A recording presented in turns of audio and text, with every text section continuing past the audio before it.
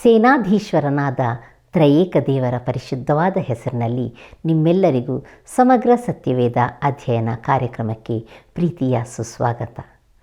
ನಮ್ಮ ಕಳೆದ ಕಾರ್ಯಕ್ರಮದಲ್ಲಿ ನಾವು ಯೇಸುವು ಗದರೇನರ ಸೀಮೆಯಲ್ಲಿ ಇಬ್ಬರಿಂದ ದೆವ್ವವನ್ನು ಹೊರಡಿಸಿದ್ದು, ಯೇಸುವು ಕಪೆರ್ನೌಮಿಗೆ ಹಿಂತಿರುಗಿದ್ದು, ಯೇಸುವು ಮತ್ತಾಯನನ್ನು ಕರೆದದ್ದು, ಹಳೆ ವಸ್ತ್ರ ಹಾಗೂ ಹಳೆ ಬುದ್ದಲಿಗಳ ಸಾಮ್ಯ, ಯೇಸುವು ಒಬ್ಬ ಸ್ತ್ರೀಯನ್ನು ಗುಣಪಡಿಸಿದ್ದು, ಸತ್ತ ಹುಡುಗಿಯನ್ನು ಬದುಕಿಸಿದ್ದು ಎಂಬ ವಾಕ್ಯ ಭಾಗಗಳನ್ನು ವಿವರವಾಗಿ ನೋಡಿಕೊಂಡೆವು.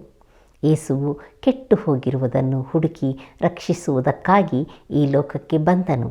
ಆತನು ರೋಗಿಗಳು, ಪಾಪಿಗಳು, ಸುಂಕದವರು, ಸಮಾಜ ಬಾಹಿರರು, ಸ್ತ್ರೀ ಪುರುಷ, ದೊಡ್ಡವರು, ಮಕ್ಕಳು, ಸುನ್ನತಿಯವರು ಹಾಗೂ ಸುನ್ನತಿ ಇಲ್ಲದವರು ಎಂಬ ಯಾವುದೇ ರೀತಿಯ ಭೇದವನ್ನು ಮಾಡದೆ ದೈವ ಸ್ಪರ್ಶದ ಅವಶ್ಯವಿರುವ ಎಲ್ಲರನ್ನೂ ಮುಟ್ಟಿ ಸ್ವಸ್ಥತೆಯನ್ನು ಮಾಡಿದನು.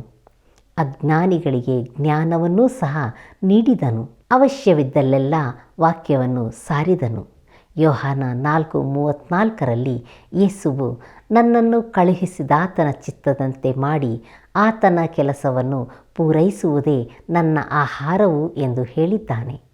ಒಬ್ಬ ಮನುಷ್ಯನು ಬದುಕಿರಲು ಆಹಾರವು ಅತಿ ಅಗತ್ಯವಾಗಿರುವಂತೆ ತಂದೆ ದೇವರ ಚಿತ್ತವನ್ನು ಮಾಡುವುದು ಯೇಸುವಿಗೆ ಅತಿ ಅಗತ್ಯವಾದ ಸಂಗತಿಯಾಗಿತ್ತು.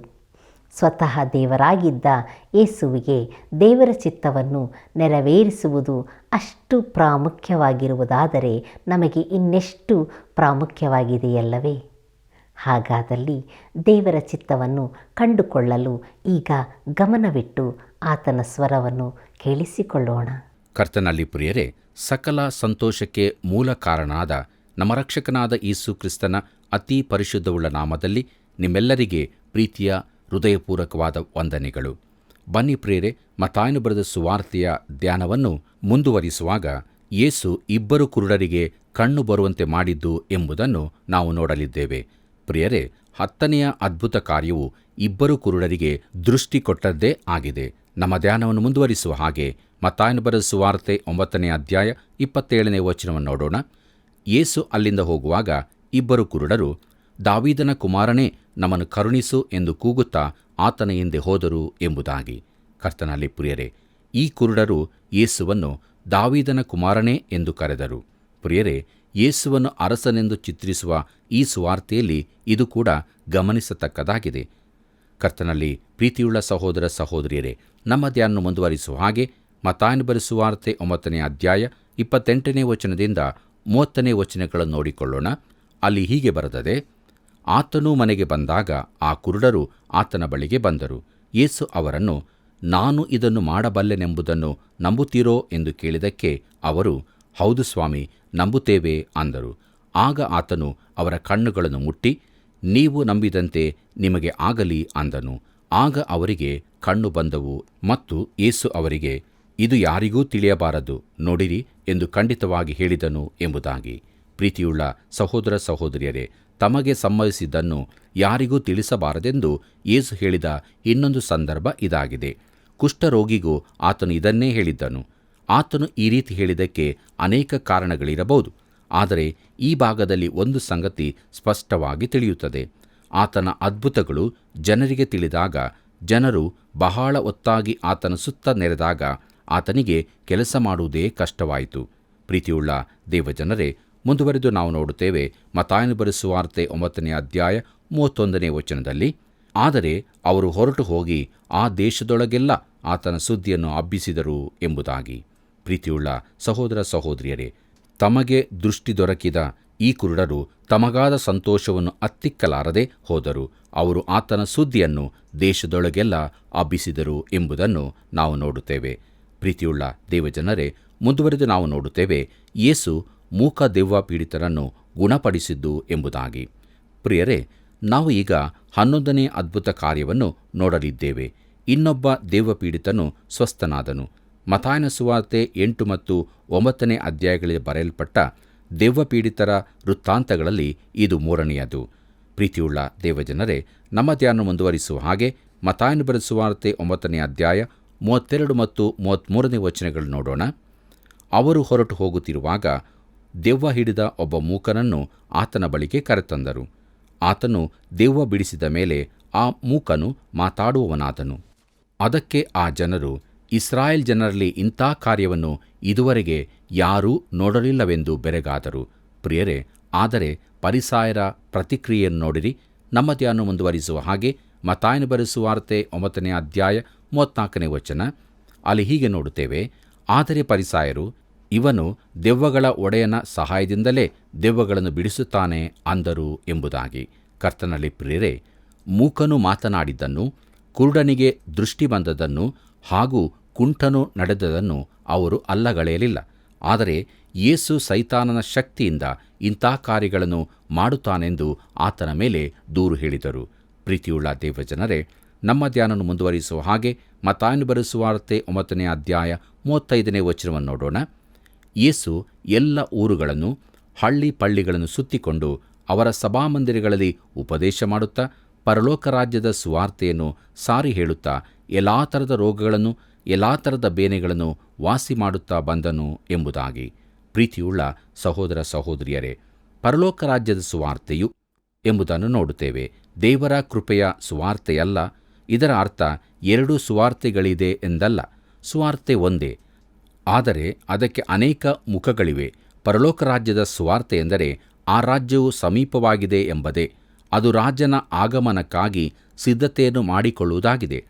ಕ್ರೂಜೆಗೆ ಹೋಗಲಿರುವ ರಾಜನನ್ನು ಸ್ವೀಕರಿಸಿ ಆತನನ್ನು ಹಿಂಬಾಲಿಸುವ ಹೃದಯ ಸ್ಥಿತಿ ಇದಕ್ಕೆ ಅಗತ್ಯವಾಗಿದೆ.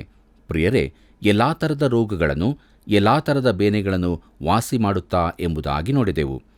ಆ ದಿನಗಳಲ್ಲಿ ಸಾವಿರಾರು ಜನರು ಗುಣ ಹೊಂದಿದರೆಂದು ಮತ್ತಾಯನು ತಿರುಗಿ ತಿರುಗಿ ಹೇಳುವುದನ್ನು ನೋಡುತ್ತೇವೆ. ಆದ್ದರಿಂದಲೇ ಕಣ್ಣಿಗೆ ಕಾಣುವ ಈ ಸತ್ಯ ಘಟನೆಗಳಿಂದಾಗಿ ಆತನ ವೈರಿಗಳು ಆತನು ಅದ್ಭುತಗಳನ್ನು ಮಾಡಿದನೆಂಬುದಕ್ಕೆ ಸಂದೇಹ ಪಡಲಿಲ್ಲ. ಪ್ರಿಯರೇ, ಕರ್ತನಾದ ಯೇಸುವಿನಿಂದ ನಿಜವಾಗಿ ಗುಣ ಹೊಂದಿದ ಸಾವಿರಾರು ಜನರು ಆ ದಿವಸಗಳಲ್ಲಿ ಅಲ್ಲಿದ್ದರು. ಈ ದಿನಗಳಲ್ಲಿ ಇಂಥವರು ಒಬ್ಬರಾದರೂ ಇರಬಹುದಲ್ಲವೇ? ಪ್ರೀತಿಯುಳ್ಳ ದೇವಜನರೇ, ಕರ್ತನಾದ ಯೇಸು ಕ್ರಿಸ್ತನು ಶ್ರೇಷ್ಠ ವೈದ್ಯನಾಗಿದ್ದು ಆತನು ಅಂದು ಮಾಡಿದಂತೆ ಈಗಲೂ ಗುಣಪಡಿಸಲು ಶಕ್ತನೆಂದು ನಾನು ನಂಬುತ್ತೇನೆ. ನನಗೆ ಆತನಲ್ಲಿ ಪೂರ್ಣ ನಂಬಿಕೆಯಿದೆ. ನಾನು ನನ್ನ ನಂಬಿಕೆಯನ್ನು ಸರಿಯಾಗಿ ತಿಳಿಸುತ್ತೇನೆ. ನಮಗೆ ದೊರಕುವ ಒಳ್ಳೆ ವೈದ್ಯಕೀಯ ಸೌಲಭ್ಯಗಳನ್ನು ನಾವು ಉಪಯೋಗಿಸಬೇಕು. ಆದರೆ ಇಂಥ ಸೌಲಭ್ಯ ಬಹಳ ಮಿತಿಯುಳ್ಳದಾಗಿದೆ. ಆದರೆ ಯೇಸು ಕ್ರಿಸ್ತನಿಗೆ ಮಿತಿಯಿಲ್ಲ.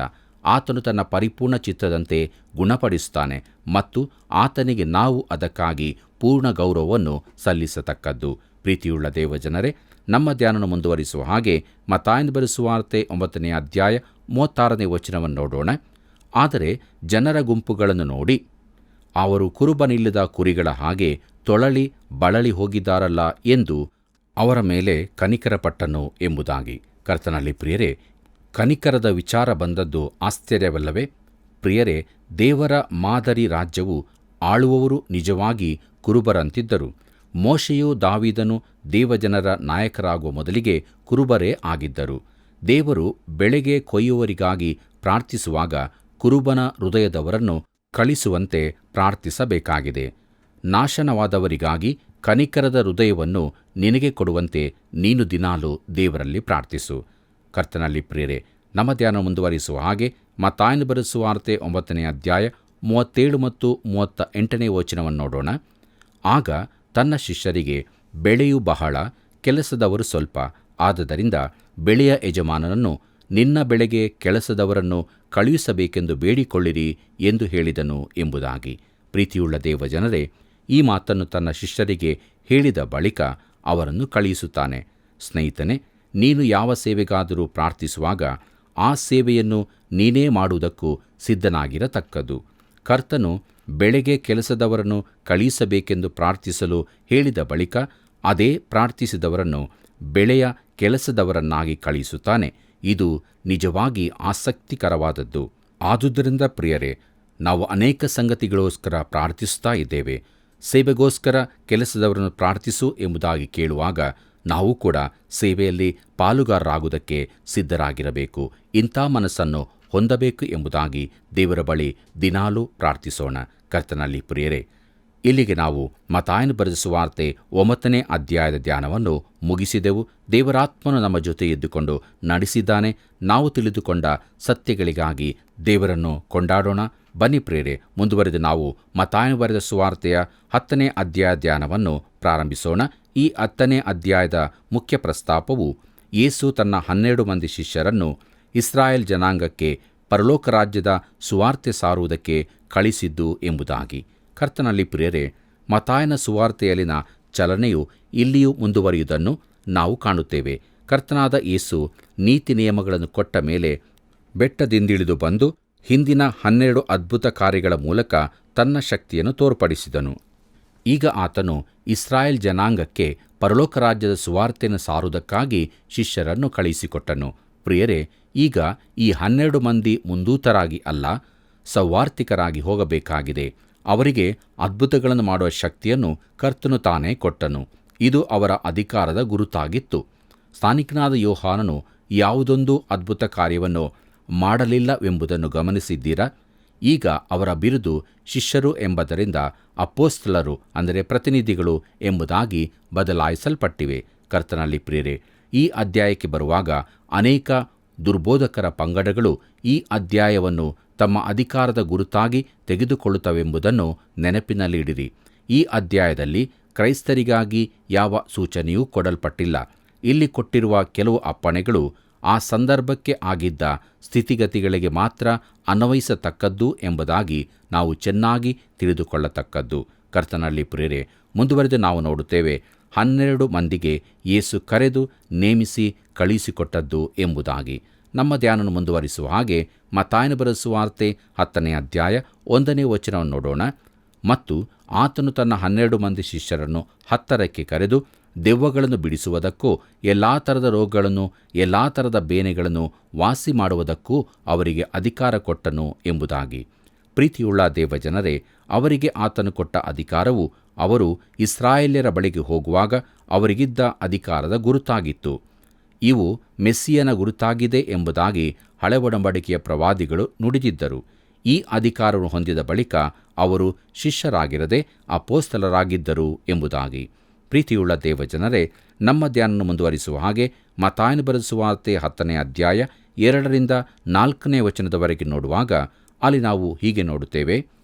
ಆತನು ಕಳಿಸಿಕೊಟ್ಟ ಅಪೊಸ್ತಲರೆಂಬ 12 ಮಂದಿಯ ಹೆಸರುಗಳು ಯಾವುದೆಂದರೆ, ಮೊದಲನೆಯವನು ಪೇತ್ರನೆನಿಸಿಕೊಳ್ಳುವ ಸೀಮೋನ, ಅವನ ತಮ್ಮನಾದ ಅಂದ್ರೆಯ, ಜೆಬೆದಾಯನ ಮಗನಾದ ಯಾಕೋಬ, ಅವನ ತಮ್ಮನಾದ ಯೋಹಾನ, ಫಿಲಿಪ್ಪ, ಬಾರ್ತಲೋಮಾಯ, ತೋಮ, ಸುಂಕದ ಮತ್ತಾಯ, ಅಲ್ಫಾಯನ ಮಗನಾದ ಯಾಕೋಬ, ತದ್ದಾಯ, ಮತಾಭಿಮಾನಿ ಎಂದು ಹೆಸರುಗೊಂಡ ಸೀಮೋನ, ಯೇಸುವನ್ನು ಹಿಡಿದುಕೊಟ್ಟ ಇಸ್ಕಾರಿಯೋತ್ ಯೂದ, ಇವುಗಳೇ ಎಂಬುದಾಗಿ. ಕರ್ತನಲ್ಲಿ ಪ್ರಿಯರೇ, ಮುಂದುವರೆದು ನಾವು ನೋಡುತ್ತೇವೆ 12 ಮಂದಿಯ ಸಂದೇಶ ಹಾಗೂ ಸೇವಾ ರೀತಿಯನ್ನು. ನಮ್ಮ ಧ್ಯಾನವನ್ನು ಮುಂದುವರಿಸುವ ಹಾಗೆ ಮತ್ತಾಯನು ಬರೆದ ಸುವಾರ್ತೆ 10ನೇ ಅಧ್ಯಾಯ 5 ಮತ್ತು 6ನೇ ವಚನಗಳು ನೋಡೋಣ. ಈ 12 ಮಂದಿಯನ್ನು ಯೇಸು ಕಳುಹಿಸಿದನು. ಕಳುಹಿಸುವಾಗ ಅವರಿಗೆ ಅಪ್ಪಣೆ ಕೊಟ್ಟದ್ದೇನೆಂದರೆ, ಅನ್ಯ ಜನಗಳ ಕಡೆಗೆ ಹೋಗಬೇಡಿರಿ, ಸಮಾರ್ಯರ ಊರೊಳಕ್ಕೆ ಕಾಲಿಡಬೇಡಿರಿ, ಇವರನ್ನು ಬಿಟ್ಟು ತಪ್ಪಿಸಿಕೊಂಡ ಕುರಿಗಳಂತಿರುವ ಇಸ್ರಾಯೇಲನ ಮನೆತನದವರ ಬಳಿಗೆ ಹೋಗಿರಿ ಎಂಬುದಾಗಿ.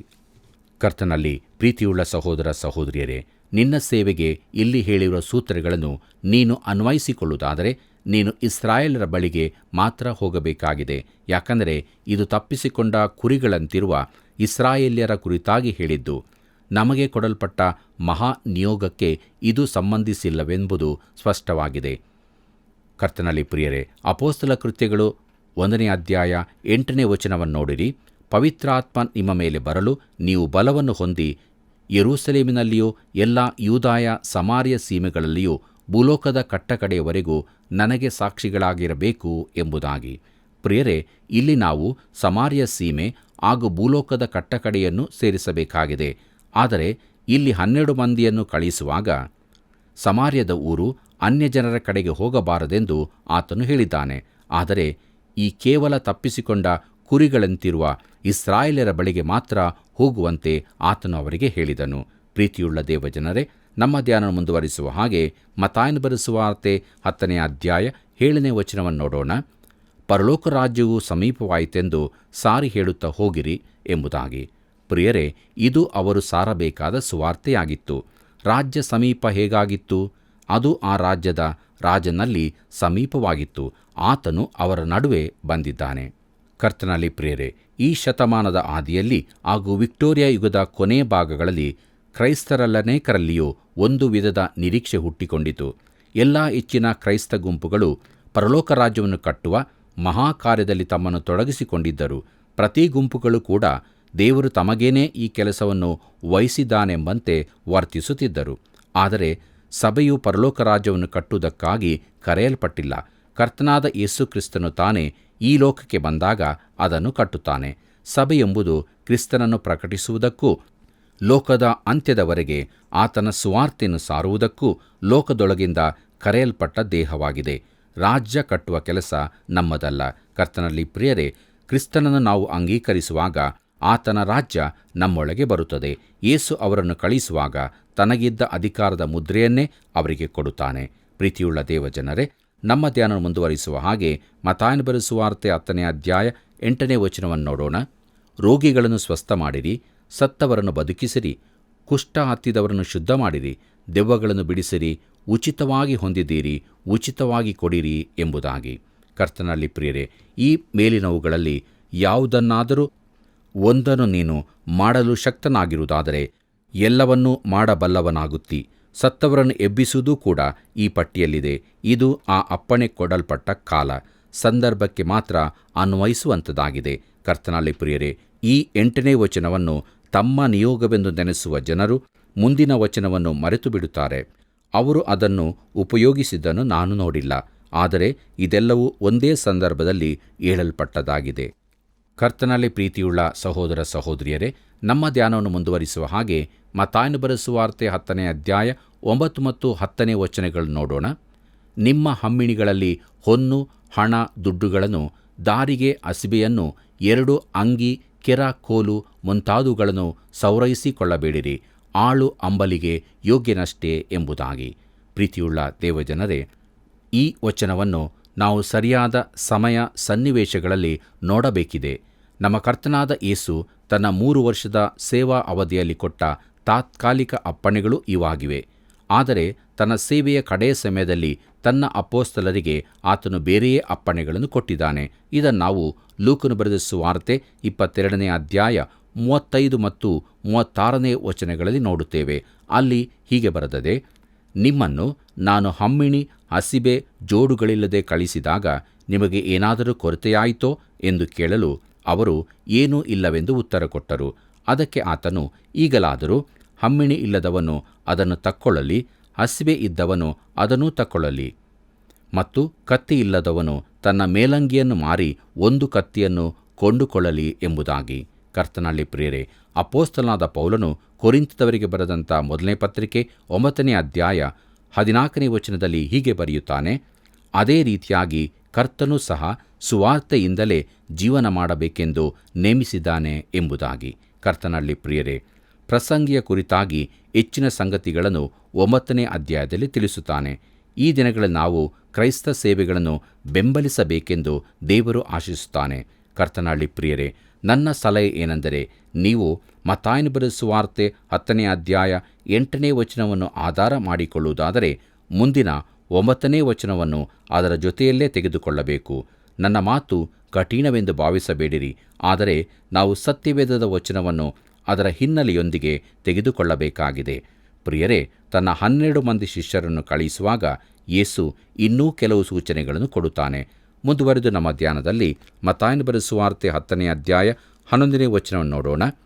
ನೀವು ಯಾವುದೊಂದು ಊರಿಗೆ ಅಥವಾ ಹಳ್ಳಿಗೆ ಸೇರಿದಾಗ ಅಲ್ಲಿ ಯೋಗ್ಯರು ಯಾರೆಂದು ವಿಚಾರಣೆ ಮಾಡಿ ಮುಂದಕ್ಕೆ ಹೊರಡುವ ತನಕ ಅವರಲ್ಲೇ ಇರಿ ಎಂಬುದಾಗಿ.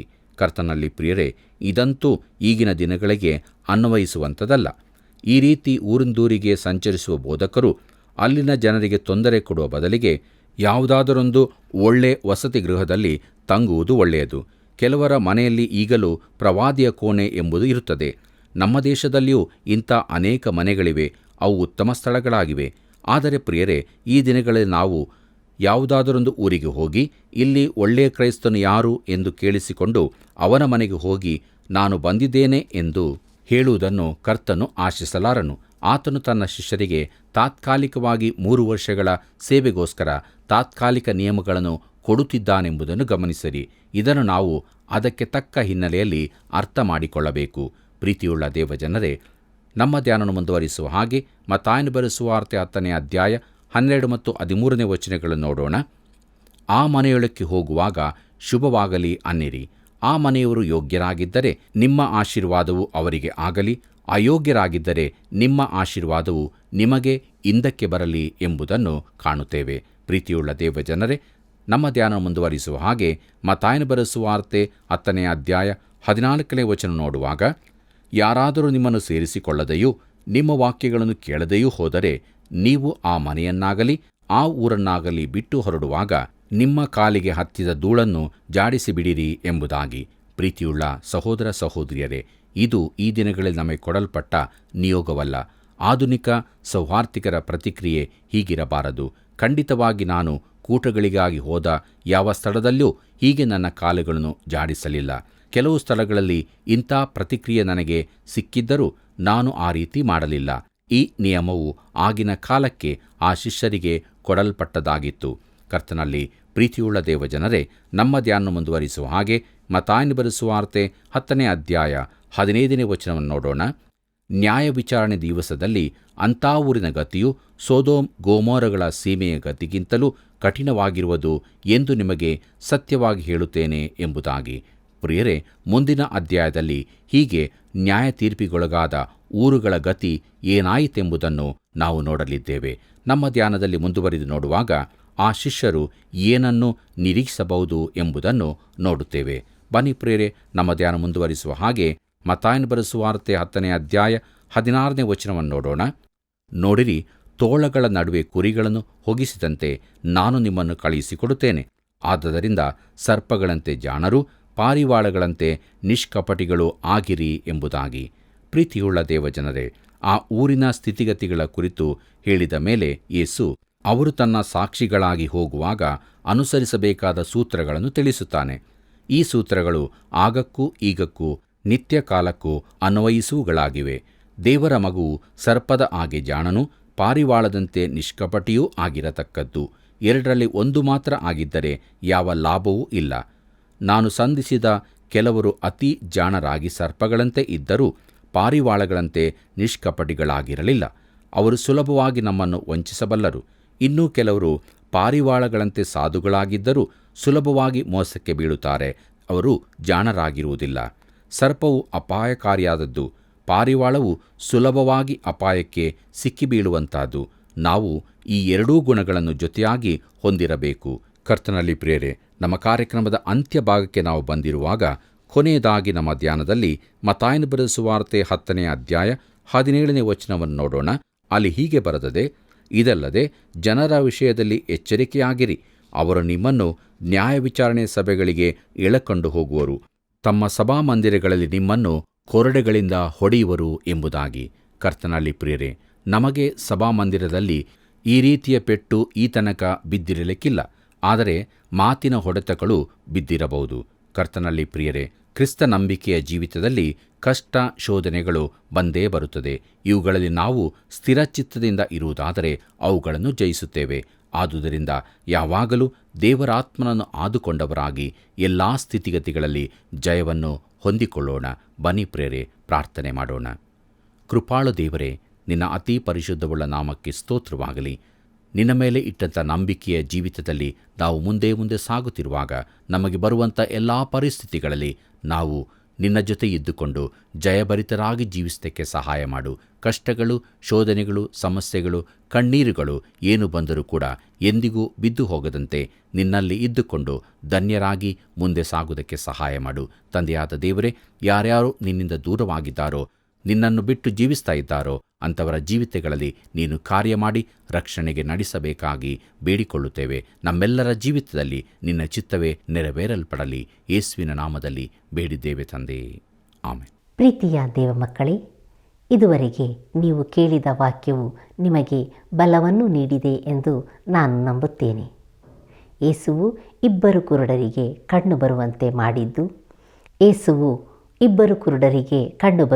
ಮಾಡಿದ್ದು, ಯೇಸುವು ಮೂಕ ದೆವ್ವ ಪೀಡಿತನನ್ನು ಗುಣಪಡಿಸಿದ್ದು, 12 ಮಂದಿಗೆ ಹೆಸರಿಡಿದು ಕರೆದು ಅವರನ್ನು ನೇಮಿಸಿ ಕಳುಹಿಸಿದ್ದು, 12 ಮಂದಿಯ ಸಂದೇಶ ಹಾಗೂ ಅವರ ಸೇವೆಯ ವಿಧಾನ, ಶಿಷ್ಯರು ನಿರೀಕ್ಷಿಸುವ ಸಂಗತಿಗಳು ಎಂಬ ಹಲವು ವಿಷಯದಲ್ಲಿ ಆತ್ಮನ ಸಹಾಯದಿಂದ ಅಧ್ಯಯನ ಮಾಡಿದೆವು. ಈ ಸಂಗತಿಗಳನ್ನು ನೋಡುವಾಗ ಯೇಸುವು ಸರ್ವಸ್ವತಂತ್ರವಾಗಿ ತನ್ನ ಜವಾಬ್ದಾರಿಯನ್ನು ದೇವರ ಸಹಾಯದಿಂದ ಆತನು ಮೆಚ್ಚುವಂತೆ ಮಾಡಿದನು ಎಂಬುದು ಸುಸ್ಪಷ್ಟವಾಗಿ ತಿಳಿಯುತ್ತದೆ. ಹಾಗಾದಲ್ಲಿ ಆತನ ಮಕ್ಕಳಾದ ನಾವೂ ಸಹ ತಂದೆಯು ನಮ್ಮೊಂದಿಗೆ ಇದ್ದಾನೆ ಎಂಬ ಧೈರ್ಯದಿಂದ ಆತನು ನಮಗೆ ನೇಮಿಸಿರುವ ಜವಾಬ್ದಾರಿಗಳನ್ನು ಪೂರೈಸೋಣ. ಶೀಘ್ರವಾಗಿ ತಿರುಗಿ ಬರಲಿರುವ ಕರ್ತನಾದ ಯೇಸುವಿನ ಕೃಪೆಯು ನಿಮ್ಮೆಲ್ಲರೊಂದಿಗೆ ಇರಲಿ. ಬುದ್ದಲಿಗಳನ್ನು ಯಾವುದರಿಂದ ಮಾಡಿರುತ್ತಾರೆ? ಉತ್ತರ: ಪ್ರಾಣಿಗಳ ಚರ್ಮದಿಂದ.